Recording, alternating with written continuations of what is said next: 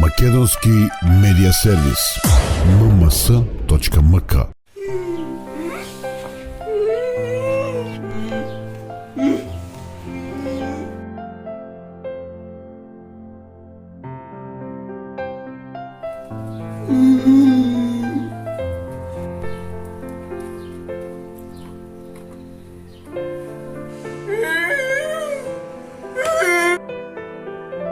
Кога слегувам со Мартина по скалите, се осеќам многу понижена.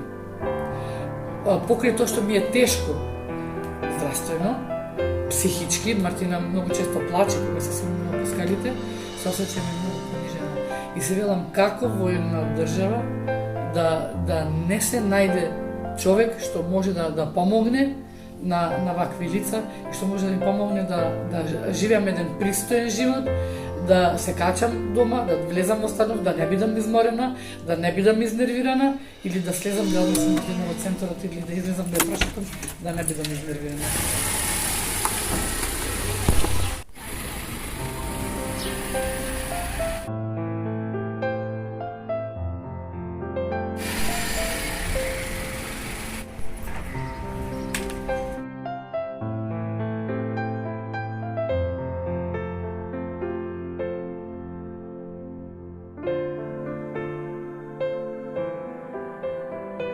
Веќе 20 години живееме во овој стан. Првично го имам добиено како самохран родител со здраво дете. Потоа ситуацијата моја се промени. Се омажив повтор пат, се роди Мартина, па потоа почна таткото на Мартина и се преметија работите. Првично не ми беше проблем дали е на трети кат или е на втори кат. Меѓутоа, откако Мартина се роди, откако настана сите тие проблеми што ги имаше,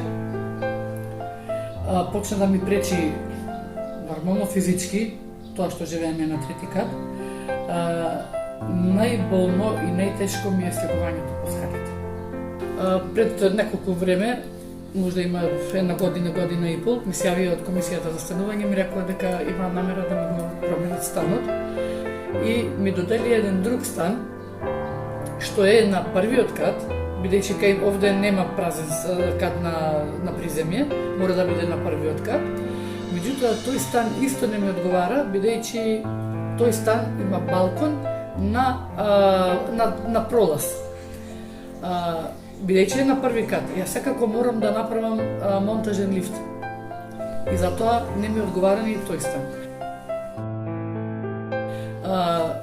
Многу сум благодарна што се завзедоа луѓето да ми помогнете да ми го променат станот. Меѓутоа има еден проблем што не пратија никого да видат на лице место каков е проблемот и кој стан одговара.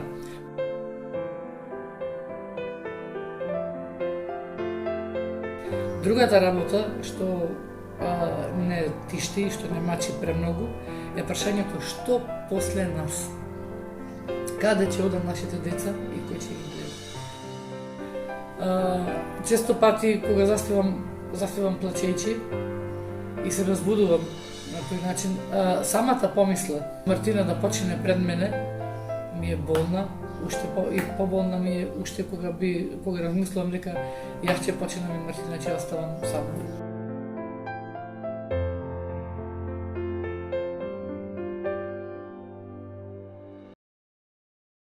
Македонски медиа сервис mms.mk.